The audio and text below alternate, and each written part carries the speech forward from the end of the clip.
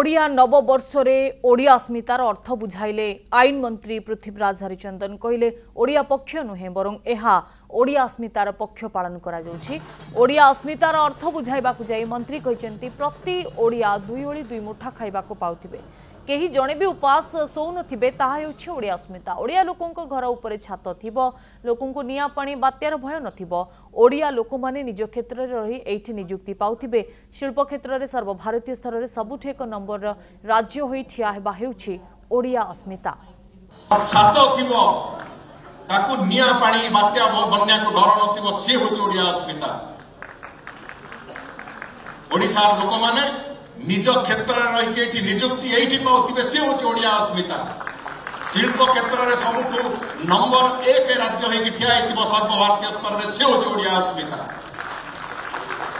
रास्ता घाटर विकास में सबुठ 1 नंबर राज्य होगी ठिया सी हूँ ओडिया अस्मिता। स्वास्थ्य क्षेत्र में, शिक्षा क्षेत्र में, सबु क्षेत्र में आम आगू को जावाई जो परिकल्पना, जो अदम्य इच्छा ताकू जो दिन चरितार्थ करवा सी हूँ ओडिया अस्मितार एक स्पर्धित मुहूर्त।